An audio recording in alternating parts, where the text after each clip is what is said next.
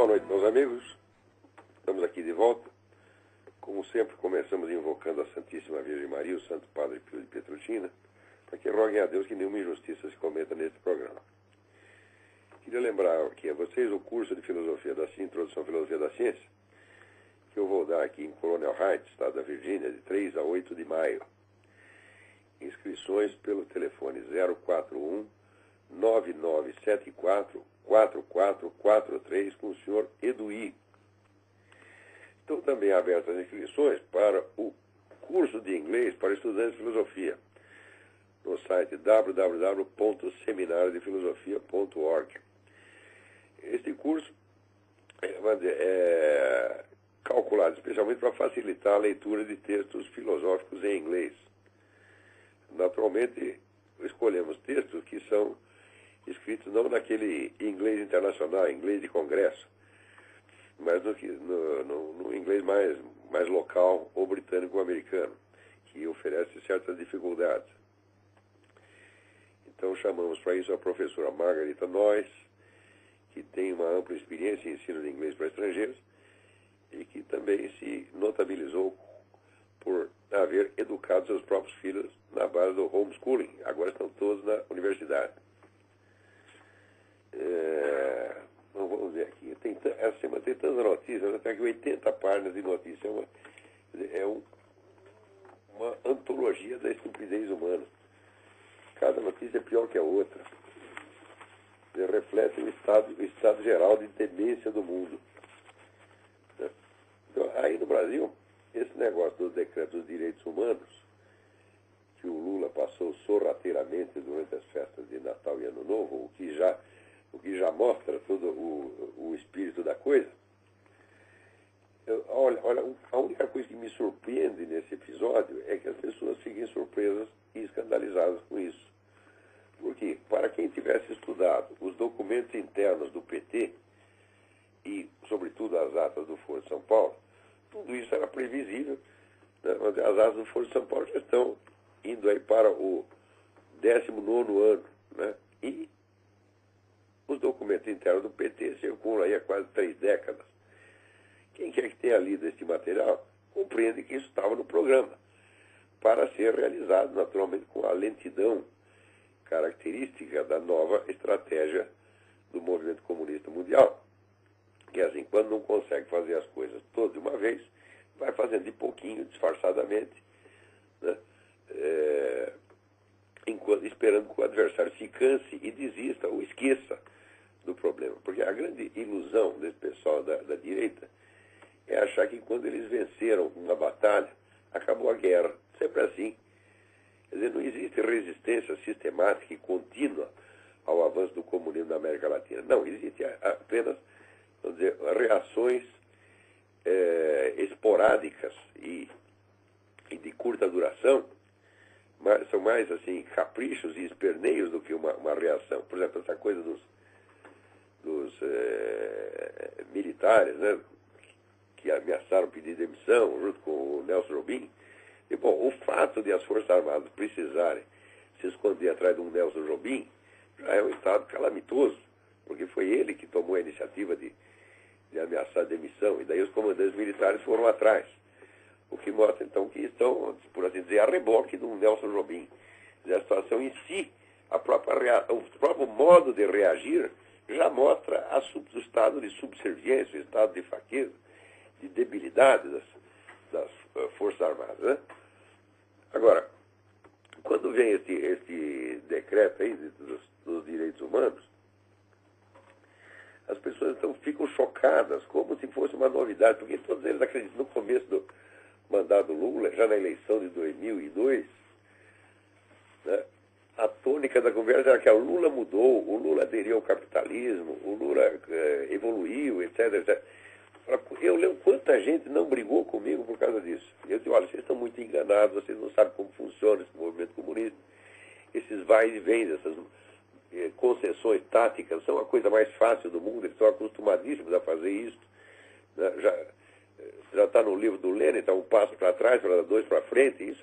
Eles têm mais de 100 anos de experiência nesse tipo de coisa. E, sobretudo, o comunismo é um movimento contínuo. Então, o comunismo está continuamente revendo a sua experiência, examinando, fazendo análise de conjuntura, né, vendo, tentando, como é que diz, delinear o quadro todo para ver quais são as peças que devem avançar, quais que devem recuar. Tudo isso aí para eles é uma técnica avançadíssima, é uma ciência. Rapaz, com o outro lado, parece que só vê o noticiário da semana. Né? Quer dizer, os comunistas estão fazendo plano para 50, 60 anos adiante e prosseguindo na aplicação de uma técnica contínua, de uma tática, de uma estratégia contínua. E o pessoal reage assim apenas ao noticiário do dia. Quer dizer, é uma diferença tão patética que não espanta que esse pessoal comunista esteja dominando tudo no Brasil e na América Latina. A culpa disso não é dos comunistas. O comunista está fazendo o serviço dele, meu Deus do céu. Eles sempre estão fazendo o que sempre quiseram fazer. Até estão fazendo com mais lentidão, né, do que normalmente se esperaria. Agora, o outro lado, em vez de tirar vantagem dessa lentidão, que lhes daria o tempo para examinar a situação em profundidade e traçar uma estratégia, não. Quando passa cada ameaça, eles esquecem. Assim, como se, o perigo passou. Agora, por exemplo, estão querendo negociar, né? E o Lula já disse que ele admite negociar a parte relativa às Forças Armadas, quer dizer, punir aqueles pessoal militar dos anos 60 e 70 é menos urgente do que eliminar a propriedade privada no campo. Então ele desiste do primeiro item, desiste temporariamente do primeiro item, porque se você quer acreditar que ele desistiu de uma vez para sempre, é um idiota. Uma pessoa que disser isso merece um tapa na cara. Entendeu? Nós vencemos, o Lula recuou, mas você está absolutamente louco. Né? Isso aí é pessoa que tem consciência histórica com prazo de uma semana, 3 dias e meio para frente, 3 dias e meio para trás. Esse é o máximo que esses caras conseguem conceber. E olha, eu estou falando, você vê, enquanto o pessoal da esquerda leva muito a sério os seus intelectuais, né, enche os camaradas de dinheiro e lhes dá de tempo de folga para eles poderem fazer as análises, está o tempo todo analisando conjuntura, né, e sugerindo modificações estratégicas e táticas.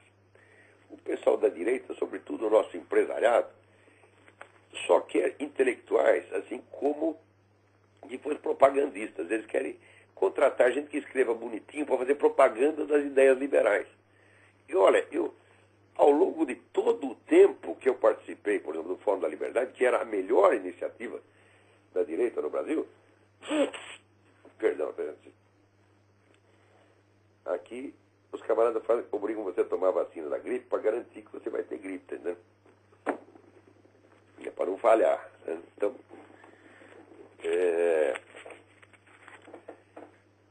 o Fórum da Liberdade, então, era a melhor iniciativa, mas, no entanto, nunca passou disso aí, propaganda das ideias liberais. Né? Então, é só isto. Quer dizer, não tem análise de conjuntura, não tem estudo estratégico, não tem estratégia nenhuma. Quer dizer, como é que esperam enfrentar o PT? Então, quando eles começaram com isso, vamos dizer, quando eu já observava isso entre os liberais brasileiros, 15, 20 anos atrás, estava na cara que ao longo do tempo eles iam ter que acabar cedendo mesmo. Porque a ideia deles era uma convivência pacífica com o PT. Eles nunca entenderam que o objetivo do PT não é convivência pacífica. É a total destruição, ou pelo menos subjugação, do adversário.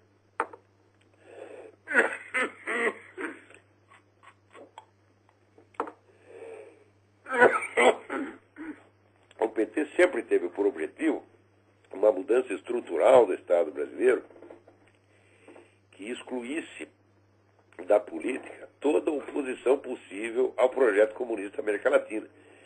E eles estão realizando isso diante dos olhos de todo mundo. E o pessoal ainda tem medo de confessar o que está acontecendo.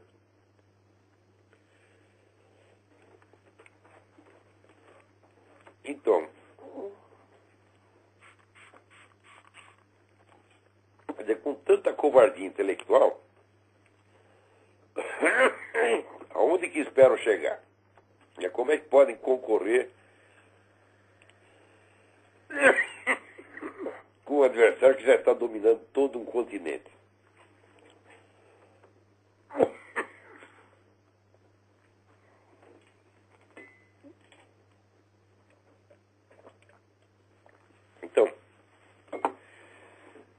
os avisos que eu dei para esse pessoal 15, 20 anos atrás caíram em ouvidos surdos. E agora, onde não há mais a mínima possibilidade de organizar uma resistência firme, você só vê assim, uma reclamaçãozinha aqui e ali, por exemplo, na coluna do Reinaldo Azevedo. Ele faz o que pode. Né? Parece um trabalho muito bem feito. Mas o que significa um jornalista dentro do conjunto da mídia que está há 20 anos empenhada em se transformar em instrumento de controle social a serviço dos partidos de esquerda? Eu estive mencionando brevemente a vocês aqui a chamada estratégia da espiral do silêncio. A espiral do silêncio é uma técnica concebida já nos anos 70 que vai muito além de tudo o que se pode entender por desinformação. Desinformação é você trabalhar uma determinada informação falsa para obter um objetivo tático de curto prazo. A espiral do silêncio, já para funcionar a longuíssimo prazo, moldando de tal maneira a imaginação pública que certos fatos se tornem inconcebíveis para a população, mesmo que eles sejam noticiados. Se você noticia a coisa uma vez, duas vezes, aquilo desaparece. Então, existe um cálculo muito bem feito entre de proporção entre o que você noticia e o que você continua noticiando. Então, por exemplo, suspeitas quanto à ligação do PT com as Farc, as pessoas até mencionam uma vez por ano, mas não tem jornalismo investigativo aí, ninguém vai atrás, então não se repete o assunto. Então, quando você cobra do jornal essa coisa, diz, olha aqui, nós noticiamos, nós somos pessoas honestas. E bom, você noticiou uma vez, num ano. Agora,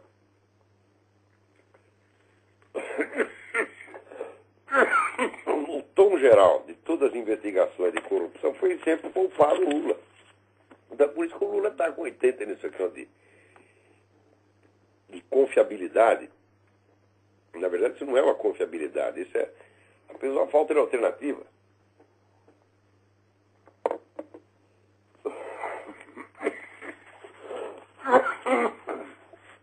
E além de não haver lideranças que possam concorrer, poucas lideranças que tem, não são promovidas 1% daquilo que é o Lula. Então, a longo prazo, a situação está absolutamente sob controle e o instrumento de controle é precisamente a mídia. Quando essa política da esquerda, por exemplo, se volta contra a própria mídia, tentando estrangular e controlar, é claro que existe uma reclamaçãozinha aqui ou ali, mas no fundo eles já concordaram com isso. Tanto concordaram que você vê que quando surge uma controvérsia como essa de punir ou não punir os famosos torturadores dos anos 60 e 70, a posição geral da intelectualidade, dos formadores de opinião, é a favor de punir, porque o argumento é sempre assim. Eu li artigo do Hélio Schwartzman e do aquele cineasta, o Silvio Tendler, né? Que é um sujeito pelo qual tem um desprezo pessoal ilimitado, cada conduta dele num episódio que eu assisti, que não vem ao caso agora.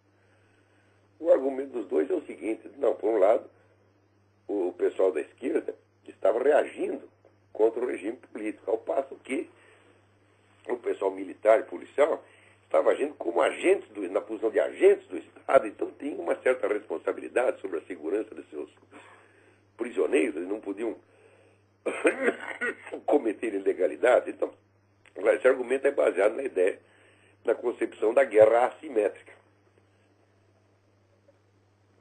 Consiste em atribuir o peso de todos os deveres legais e morais ao adversário e a si próprio todos os direitos e todas as facilidades.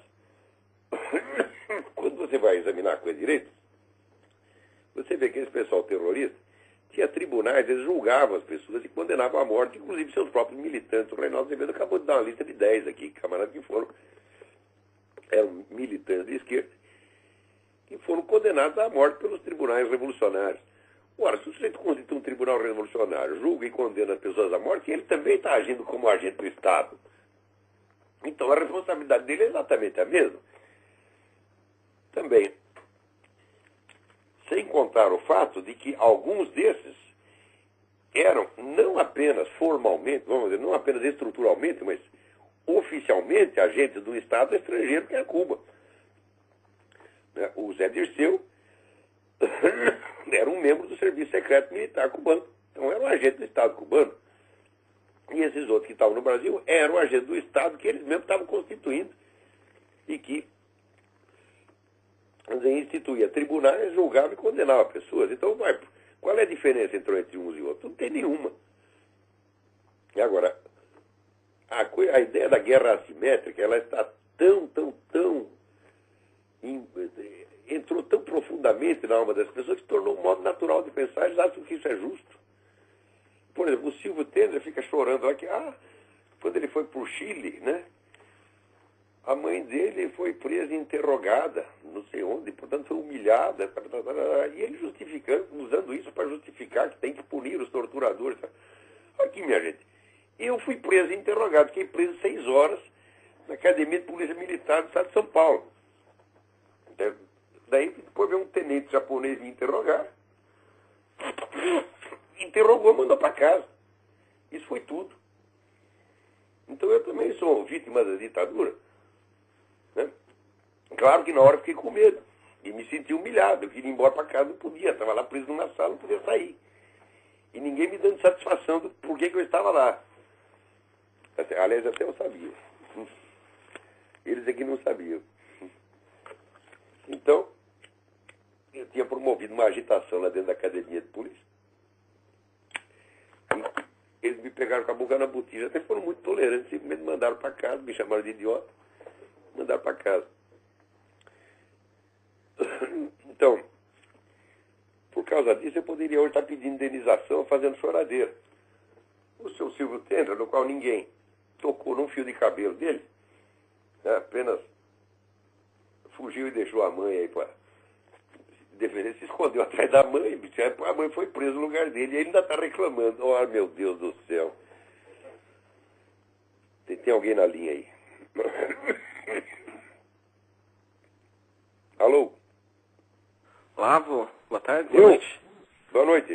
Aqui é o Daniel de São Paulo. Tudo bem? Daniel, tudo bem. Um pouco sobre como... Eu comprei um livro recentemente, não sei se você conhece o Jorge Caldeira. Sim. O Reinaldo Azevedo indicou lá no blog dele, lá História do Brasil com Empreendedores, né? Que o Jorge Caldeira tenta desconstruir o mito aí do Caio Prado Júnior, né? E eu não sei se o senhor já viu, deu uma olhada nesse livro. Como é que chama o livro? História do Brasil com Empreendedores. Aham.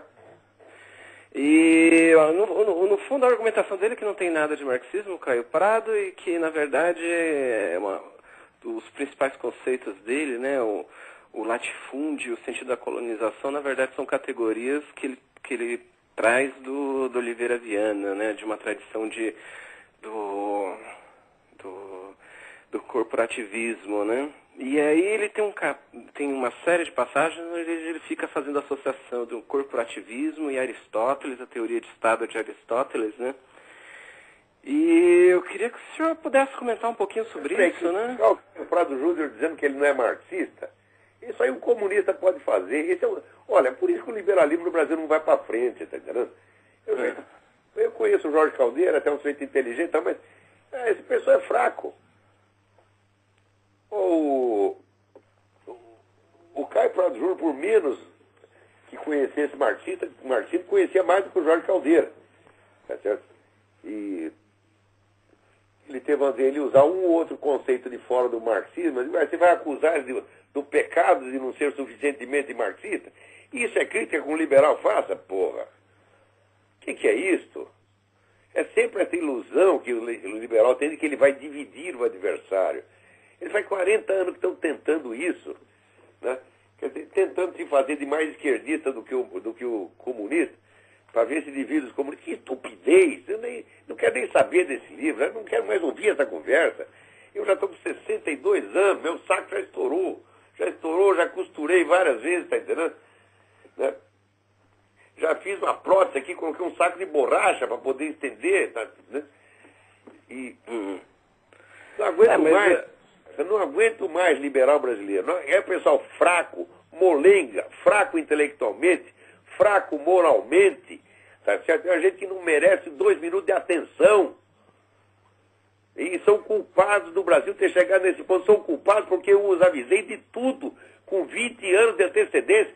Avisei, tracei o caminho, o que era para fazer, não quiseram ouvir porque são orgulhosos, imbecis. No Brasil, qualquer sujeito que tem um pouquinho de dinheiro no bolso, que ele herdou do pai, acha que sabe tudo. Não tem respeito pelo conhecimento. Agora, quer intelectuais para escrever o que ele manda. Empresário no Brasil contrata intelectual para escrever o que ele manda. Não tinha um sujeito que me ofereceu dinheiro para escrever em favor do PFL, pô, que eu mandei enfiar no cu? Hã? Eles gostam de intelectual do aluguel. Eles gostam assim, de menininho que faz propaganda liberal. Agora, quando vai fazer uma análise séria, científica, para salvar a vida dos filha da puta, tá certo? Eles não gostam. Você está entendendo? É como o sujeito que vai no médico, diz aqui, doutor, vim aqui para o senhor me prescrever tal e tal remédio. Né? Daí o médico diz, mas meu amigo, nem examinou o senhor, não interessa, eu que estou pagando. Essa mentalidade do empresariado brasileiro, essa mentalidade dos liberais. Por isso tá entendendo? Esse pessoal não é sério. O pessoal liberal brasileiro não é sério.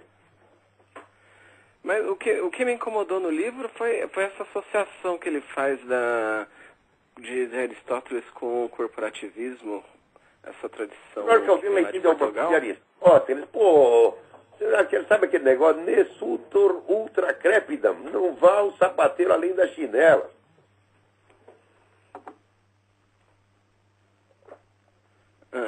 Os gente achavam de uma fundamento aristotélico do corporativismo e puta que pariu. Então, mas e ele faz uma digressão grande sobre isso, né? Ele tenta fazer um resumo da teoria política de Aristóteles. O intelectual brasileiro não existe, rapaz. Isso é uma palhaçada. Debate ideias no Brasil. Porra, esse pessoal está 30 anos atrasado. 30. Por quê? Eles só leem jornal, meu Deus do céu. Eles não sabem o que é um negócio chamado fonte primária. Eu, há 20 anos, tudo que eu digo sobre PT e partidos de esquerda é tudo baseado em fonte primária nos documentos internos desses partidos. O pessoal não lê isto. Eles leem o Estadão, leem a Folha e fazem análise baseada nisso. Não vai, assim não vai, porra. Não tem mais paciência com essa gente, tá entendendo? Eu acho que daqui por dentro, o que quer que aconteça de mal para a chamada direita brasileira, que não tem nem coragem de se chamar direita, é merecido. É merecido querer ajudar esses camaradas, que nem querer ajudar um suicídio. O cara está aqui tentando se jogar de cima do prédio, você vai lá segurar o cara, ele vai pular e vai te levar junto, porra. Então, vocês querem perder a briga? Percam, tá certo? Pega o seu orgulho, a sua empáfia, o seu dinheiro, tudo, vão todos a merda, tá entendendo? O Brasil vai virar comunista mesmo, porque com uma direita como essa, vai... Para ficar do lado da esquerda não dá, tá certo? Mas eu acho realmente que, do ponto de vista intelectual, a esquerda no Brasil até tem mais dignidade do que a direita. E o pessoal todo não entendeu, só tinha no Brasil, só tinha um sujeito estudando as coisas seriamente, que era eu. O resto era só palpite jornalístico, porra. Agora, eles preferem ouvir palpiteiro. No Brasil, o pessoal está dando ouvido, é Rodrigo Constantino, que escreve 2 ou 3 coisinhas a favor do liberalismo. O pessoal leva isso a sério. Pelo amor de Deus. Bom, vamos em frente. Olha, aqui tem umas notícias muito interessantes, né? O senador,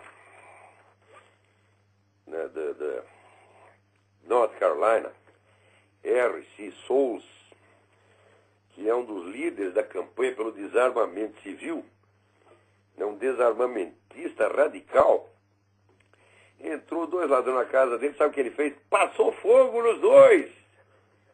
Um fugiu, o outro está no hospital. Quer dizer, desarmamentismo no cu dos outros, né, senador? É sempre assim.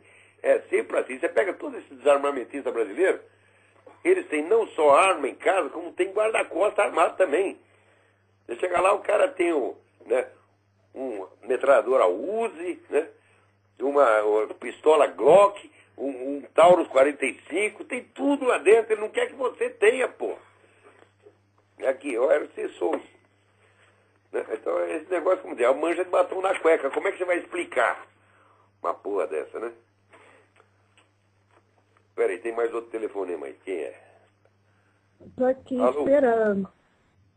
Alô? Alô? Olavo? Eu?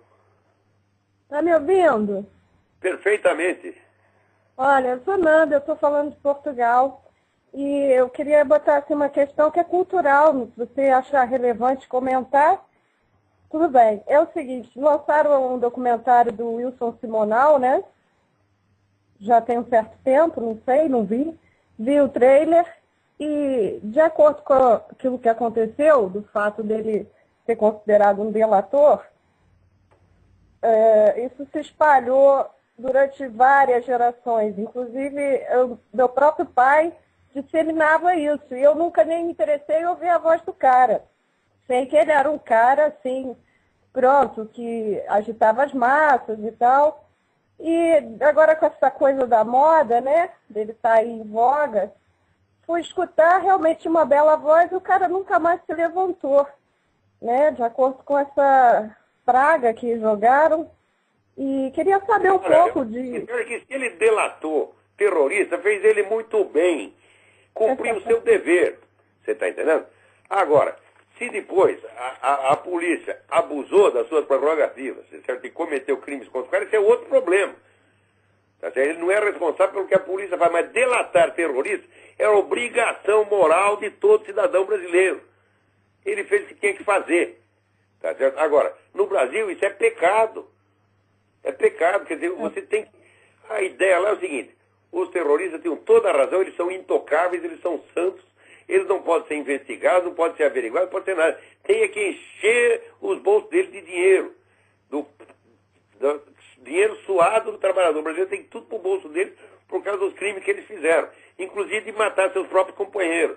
Ou de matar um prisioneiro, né, como o Lamarca matou, esmigalhando a cabeça do sujeito acoronhado. Tem que ser premiado por isso. Agora, as vítimas que foram explodidas, que voaram em pedaços, um morreu, outro perdeu a perna, as vítimas nunca vão receber nada. Quer dizer, a coisa de um maniqueísmo tão grosseiro, né? Todo o bem está de um lado, todo o mal está do outro, que não dá nem para conversar. Agora, esses camaradas são absolutamente fanáticos, eles são psicopatas. A marca característica do psicopata é a incapacidade de se identificar com o sentimento alheio. Só eles têm sentimento. Eles são sempre as vítimas, são sempre os coitadinhos, e os outros são sempre os malvados. Não importando o que fazem. Quer dizer, o mal e o bem já não se mede pelos atos, se mede pela autoimagem do cara. Né? Se ele tem uma autoimagem esquerdista, ele está santificado. E se ele tem uma autoimagem direitista, ele é o condenado do diabo. Assim não dá, pô. Olha, tem que restaurar assim, a dignidade aí do Wilson Simonal, mesmo não defendendo, dizendo que ele não foi delator, ao contrário, foi delator sim, fez muito bem. Eu me arrependo, eu podia ter delatado gente naquela época, não fiz. Não fiz porque eu ainda me sentia comprometido, embora não fosse mais da esquerda, sentia comprometido por amizade. Então eu, por amizade, eu estava acobertando criminosos. Né? Escondi gente em casa. Né? Gente estava sendo perseguido pela polícia, devia ter entregado. Se fosse hoje, entregaria. Corri risco por causa desses filhos das putas, né? Escondi, camarada, tinha lá, não vou dar o nome agora, mas que estava estocando bomba desde 65. Né? Fui esconder a bomba pro filho da puta. Hoje, delataria. Né? Mas naquela época eu estava chantageado moralmente pela amizade dos caras. Né? É uma vergonha para mim. Eu me arrependo profundamente disso. E estou até hoje tentando me limpar da merda que fiz naquela época. Ó, não matei ninguém, não soltei bomba em parte alguma, tá? Mas ajudei, escondi, menti por causa dos caras. Devia ter entregue todo mundo. Eu, nos anos 67, 68, só a lista dos meus conhecidos, se entregasse, acabava com a guerrilha em um dia. E isso esteve na minha mão e eu não fiz.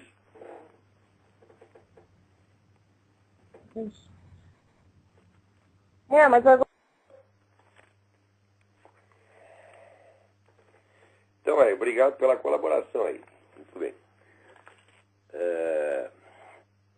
Agora aqui, o Ordes dele publica uma lista dos principais ataques ao cristianismo, mas fala só dos ataques ao cristianismo só fiz aqui nos Estados Unidos, que é como esse decreto dos crimes de ódio, etc, etc, etc. Ora, de fato, a situação aqui para os cristãos não está muito boa, mas quando você vê a coisa pelo mundo, olha aqui, chegou o relatório do Vaticano, só de missionários católicos morreram 30 no ano passado. Agora, aqui está ataque à igreja copta no Egito. Mas se você for ver, pastor protestante, missionário protestante, vou somar tudo, dá umas 100 pessoas por ano. Mas isso eu não estou falando dos fiéis. Estou falando só dos pastores e missionários, pastores e missionários. Vai dar 100 por ano. Fiéis, então a coisa vai para 2.000, 3.000. Quer dizer, está aberta a temporada de caça ao cristianismo. Ao mesmo tempo, veja, vocês que adoram tantas religiões não cristãs, veja aqui. O jornal Telegraph de Londres informa que os sacrifícios humanos estão na moda agora em Uganda. Estão dando um crescimento. Eles estão cada vez procurando mais gente. Eles gostam tudo de pegar os albinos, já que os albinos são amaldiçoados. Né? Então vai lá, faz o sacrifício. É exatamente como faziam os astecas e incas. Né? E tem gente que acha isso lindo. E diz, não, são manifestações culturais. Né? É cultural, caralho, pô. O que é isso? Quando é que vamos tolerar uma coisa dessa? Não vê esse caso do menino aí que botaram 40 agulhas lá no corpo dele? O mundo inteiro, no mundo inteiro, se informa que isso foi feito num ritual de candomblé. No Brasil, não. Eles usam eufemismos.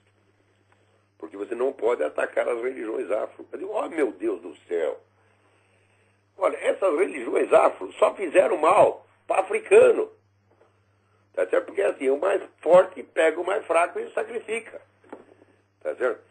E você vê, aqui nos Estados Unidos, os negros tiveram a inteligência de se converter todo ao cristianismo. E vai ver aqui, 80% dos pastores protestantes é tudo preto. E com isso, eles se promoveram socialmente. Quem foi o grande líder deles? Martin Luther King. Era um pai de santo? Não. Era um pastor protestante.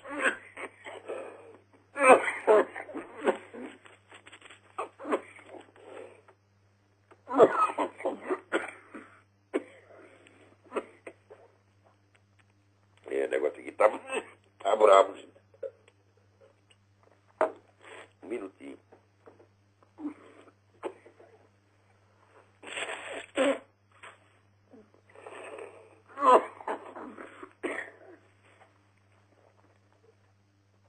Agora, o Obama pegou aqui vários satélites da CIA que estavam espionando terroristas e mandou desviar. E agora os satélites vão observar os ursos polares. O gelo lá está derretendo, os ursos estão afogando, né, coisa que não está acontecendo absolutamente. A calota polar está aumentando, mas alguém disse para o Obama que os ursos estão em risco. E então desviou os satélites preocupado com o problema dos ursos. Quer dizer, você vai dizer que o sujeito faz isso porque é burro? Não, não é possível. Ele faz isso porque ele é muito inteligente.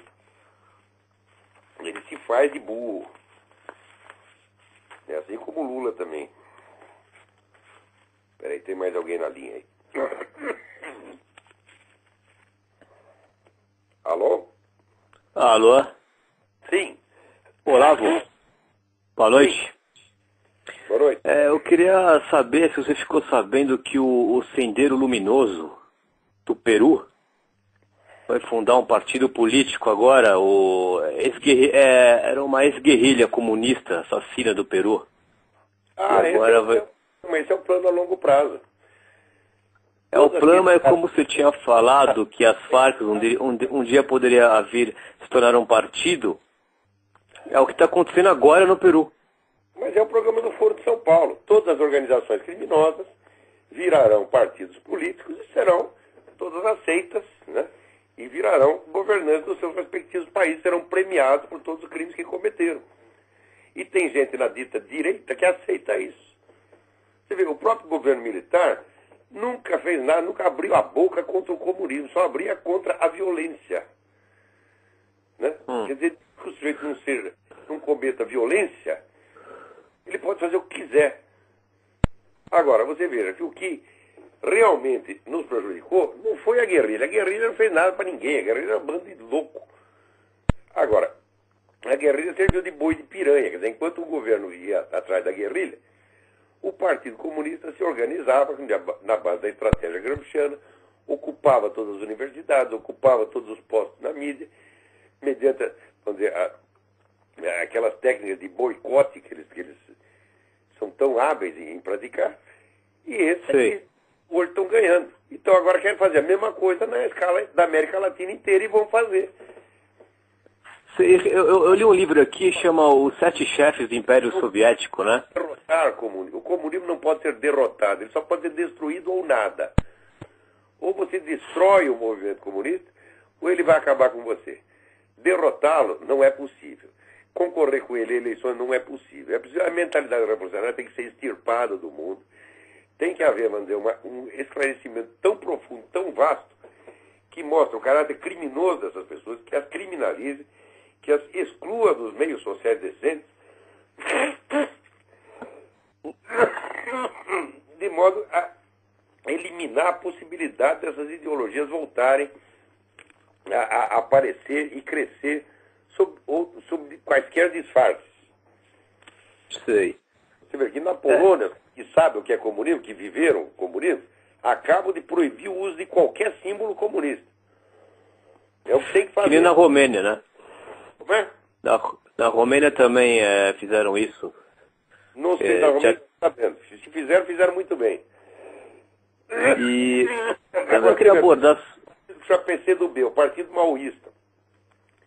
Como é que pode ter um partido maoísta, meu Deus do céu? É a mesma coisa que ter um partido nazista. Quer dizer, um partido Exatamente. Como é que ele pode permitir que isso exista e querer concorrer com eles em eleição? Exatamente. Isso é a mesma coisa, porque se você entra em casa, tem lá um bandido estuprando sua filha, e você sente que é discutir o Código Penal com o cara, tá entendendo? É a mesma coisa. Essa gente tem que o que eles querem fazer agora naquele Direitos Humanos, o fazendeiro discutir com o invasor. Mas, não, é pior, o invasor que vai julgar a questão. O sujeito invade e em seguida ele é chamado para compor, né? Na comissão que discutir o assunto. É que nem o soviete da ex-União Soviética. Daí você faz uma comissão de raposa para julgar o assunto, porra. E você viu os outros artigos do programa? O tratamento preferencial de bissexual, trans, homo e travesti no serviço público de saúde? Mas é uma injustiça, porque, diga, e os sadomasoquistas não têm direito à representação? E os caras que o sexo bestial, você que gosta de transar com cabrito, com jumenta, ele já falou, né, diz que tem saudade do tempo em que os meninos comiam as jumentas. Então eu acho também que aqueles que apreciam sexo com jumenta também têm a sua representação, junto com a digníssima, isso é, com a jumenta. Isso aqui é uma loucura absurda, assim. Os caras que gostam de comer cocô, por que não vão ter representação no parlamento e nos ministérios? O Vanucci se demonstrou um cara muito louco. Olavo? Loucura, evidentemente. Agora as pessoas estão perdendo o simples fato de haver um movimento político baseado em fantasia sexual, em desejo sexual, é uma coisa louca. Tinha outro artigo que era a legalização da prostituição nos direitos trabalhistas, né? Olha aqui, nós temos que fundar o Partido dos Masturbadores, o Partido dos Sadomasoquistas, o Partido dos Bestiais, o Partido dos Coprófilos. Ter cada preferência sexual, por mais extravagante que seja, tem que estar democraticamente representada.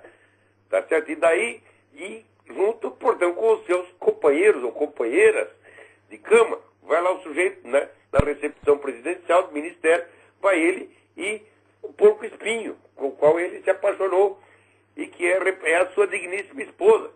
Você veja, aquele negócio de casamento gay, meu filho, no tempo do Império Romano existia casamento gay.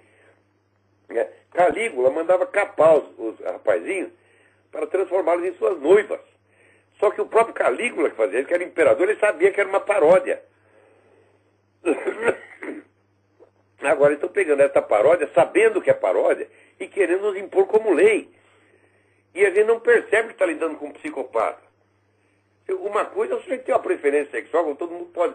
Olha, tem um cara que gosta de futebol de botão, tá certo? O outro gosta de esportes radicais. Também na fantasia humana não acaba. Você pode gostar de milhões de coisas. Agora, transformar isso em lei, querer impor isso aos outros, isso é coisa de psicopata, evidentemente.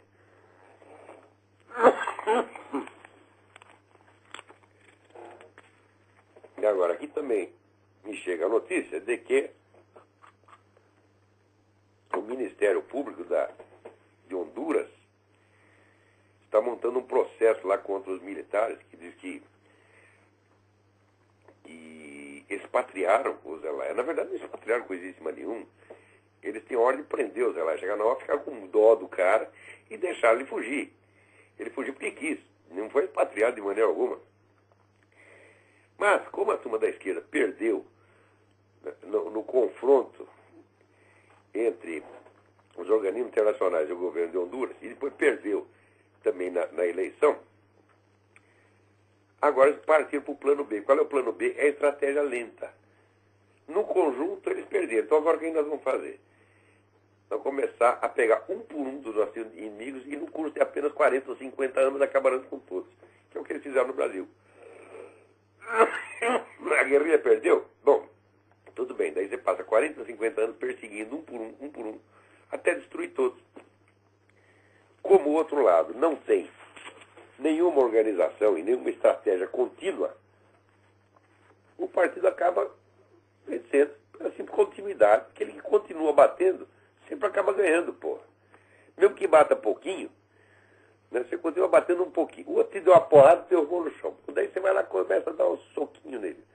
Não, mas não para. Chega um dia o sujeito cai. Então é assim. Eles vão dizer, no confronto direto, esse pessoal comunista nunca foi muito bom, não. Mas nesse negócio de continuidade, de ficar roendo pelas beiradas, eles são magistrais. Agora estão, perderam a briga em Honduras, vão começar a roer pelas beiradas.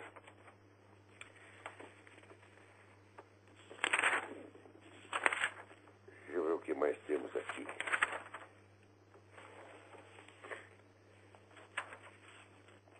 Olha aqui, sai um artigo do Newsmax que eu recomendaria para vocês. O autor é o Arnaud de Boschgraven. Ele diz o seguinte, ele diz que o pessoal está procurando o Al-Qaeda no Afeganistão, mas o Al-Qaeda está no Iêmen. Eu acho que é exatamente por causa disso que eles estão procurando no Afeganistão. Eles não querem, mas está na cara que o governo Obama não quer fazer nada contra os terroristas. Por exemplo, agora apareceu aqui um relatório de outros oficiais de segurança sabiam do sujeito que estava naquele voo, né, com a bomba ali no meio das pernas. Deve ter sido inspirado no Brasil, porque ele transporta dinheiro na cueca. Eu falei, você pode transportar dinheiro, para a gente poder transportar uma bombinha também. Né? Peraí, tem mais alguém na linha aí? Alô, quem é? Alô, boa noite. Boa noite. Olá, tá me ouvindo? Perfeitamente. Quem fala aqui é Marcos, de Porto Alegre. Ouvindo eu não estou falando. Bom, então eu vou te fazer uma pergunta, tá? Bom, eu posso falar pelo menos.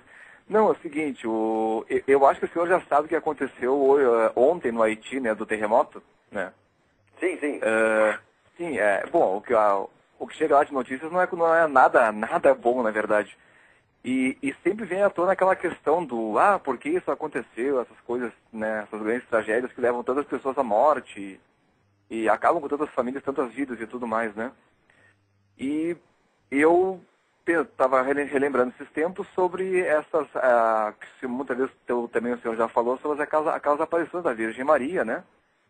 De que ela fala e que ela comenta em várias ocasiões, não com essas palavras, mas dessa forma o seguinte, por exemplo, que se as pessoas se afastarem do meu filho Jesus Cristo, o braço dele se soltará. Parece que isso é um castigo, mas não seria no caso que o homem está desistindo da misericórdia divina e isso poderia, entre aspas, explicar essas grandes tragédias que acontecem nos últimos anos? Olha, eu não sou um cara muito bom para penetrar os desígnios, né, da inteligência divina. Eu não tenho muita capacidade para isso. Sim, claro, mas o que se pode dizer sobre isso daí? Mas quando é dada uma indicação muito precisa, muito formal, olha, se não fizer tal coisa, vai acontecer tal outra, e tal outra acontece exatamente tal e qual, aí não tem como escapar. Tá certo? Eu aqui no caso da aparição de Fátima, quando ela diz, olha, se não fizer tais quais coisas, daqui tanto tempo vai ter uma outra guerra, que será anunciada por um fenômeno astronômico estranho na Europa. E de fato a coisa aconteceu. Foi um fenômeno muito estranho, umas luzes esquisitíssimas no céu de Paris, e uma semana depois estoura a guerra. Daí não tem, aí como dizer, a manja matou na cueca, meu filho, não tem como esconder. Agora, mesmo assim, tem gente até dentro da própria igreja que quer esconder. Então, agora, não sei se nesse caso do Haiti, como é que podemos explicar. Eu não sei de nenhuma profecia que tivesse anunciado isso. Então, quando a coisa acontece sem aviso, né, eu acho que não há uma intenção específica da providência nesse caso.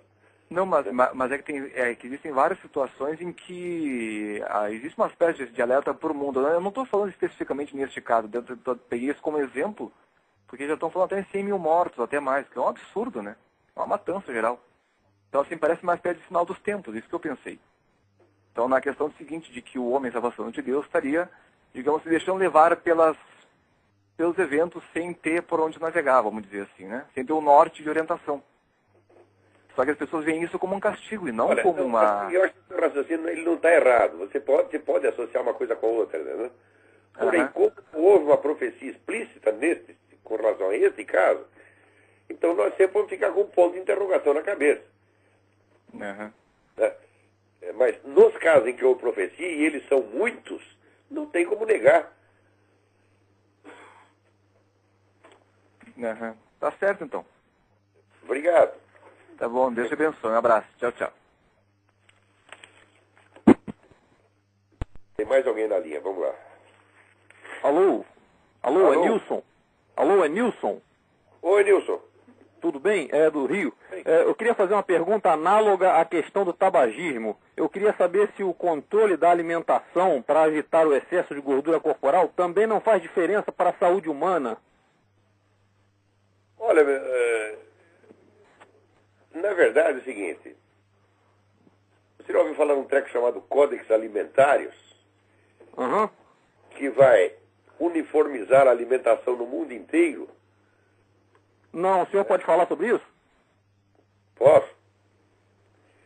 Então, o Códex Alimentários vai forçar a ingestão de hormônios femininos pela população mundial inteira.